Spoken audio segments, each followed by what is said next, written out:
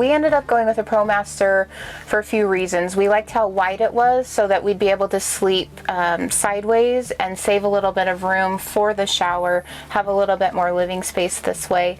We also didn't love the price tag of a Sprinter, and with a ProMaster, we can find people to work on it easier. Hey guys, I'm Kaitlyn. And I'm Gene. And we are Travels with Kevan. And this is our 2018 RAM Promaster 3500 Extended. When we first got it, it was an empty cargo van, and this is what it is today. So the interior of this is 73 inches. I myself am 5'10", so like I'm able to stand up. My wife's a little shorter than me, so she doesn't have a problem at all. When we get some taller people in here, then we tell them that they have to stand just in the fan because you get like an extra inch there.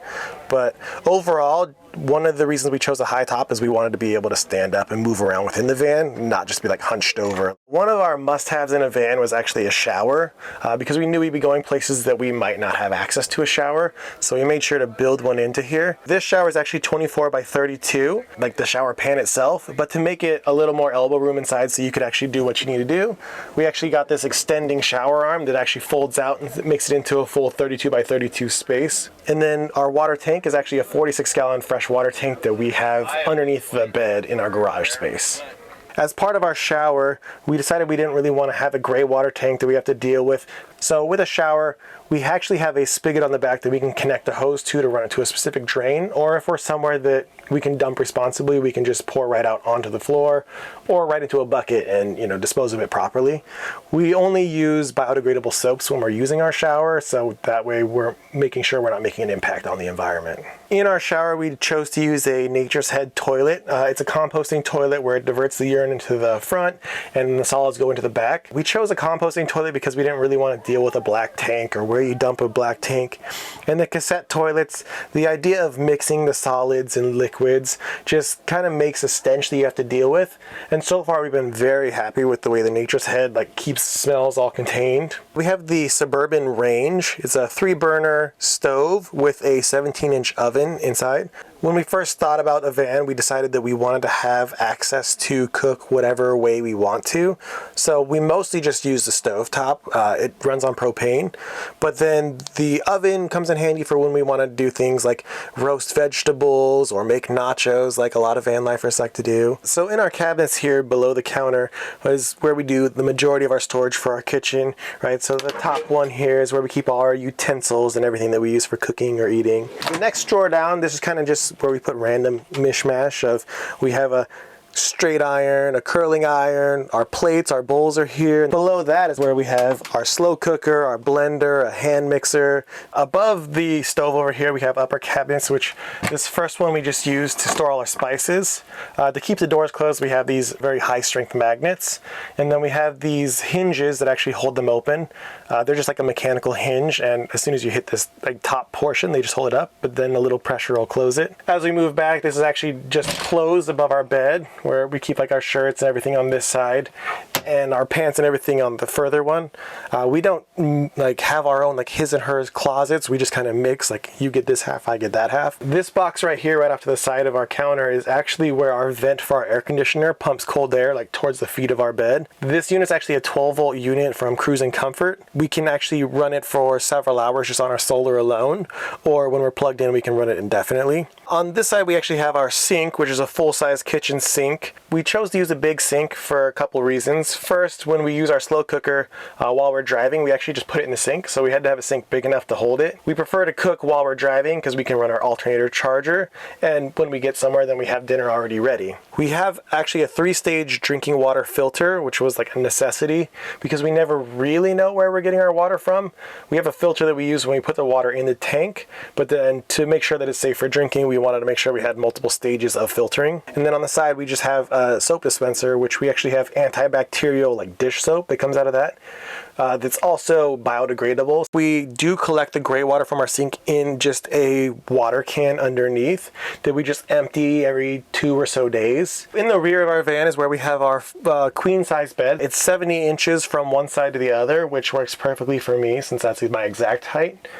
We actually cut a little notch out for our window, and we have kind of increased the amount of space that we have for our head. When we talk about the bed with other people, like our bed is was 37 inches high off the ground, which is pretty high for a bed. What we ended up doing is making a step down here out of 2x4s that we stained to match all of our floor and like roof and everything. For us to have such a high bed to make all the room in the garage, we had to have a way to get into it. So down below the bed, we have this Novacool Fridge. It has a little lock to make sure the door stays closed when it's in motion. This fridge is actually designed to be on a boat, so it's kind of built to sway back and forth and not open. It's a large fridge that has a freezer on the top, which is kind of what we needed as far as like our personal life. I have to take an injection that requires me to use an ice pack afterwards, so we had to make sure we had a cold ice pack available.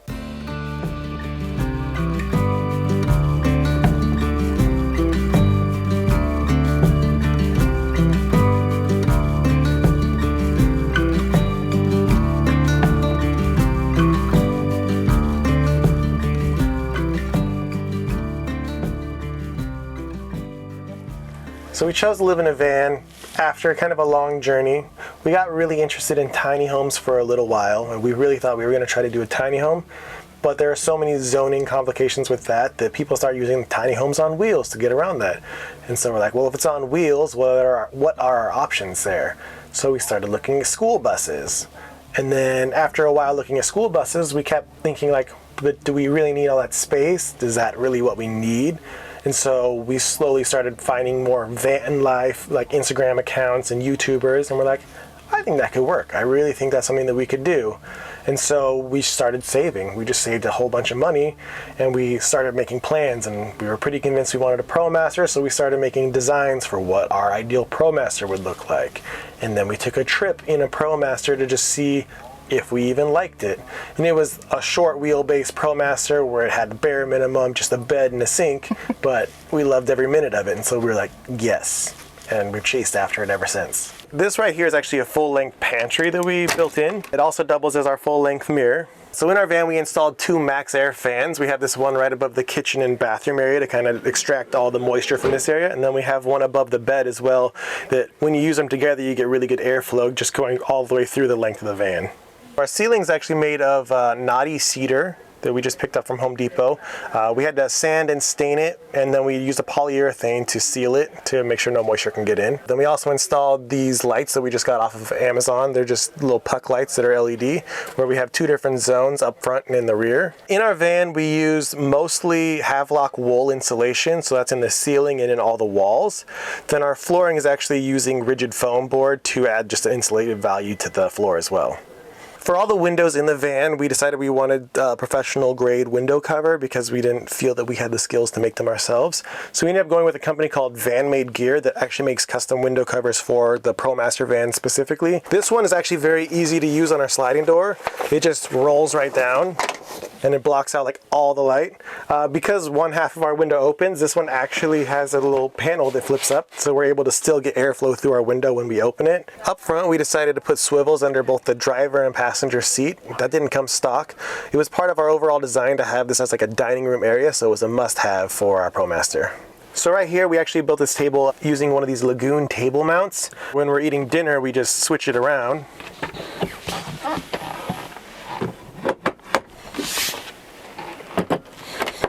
And we actually then have it between both these chairs so that we can use it as kind of our dining room table. We can also move it across to the other side as additional counter space. Below the passenger seat, we actually installed a gasoline powered heater. It's our S-bar heater. It actually connects directly into the fuel tank so that we only have to deal with one fuel for heat. Below the passenger seat, we actually built a step, which is actually double purpose to be our shoe storage where we can place additional shoes.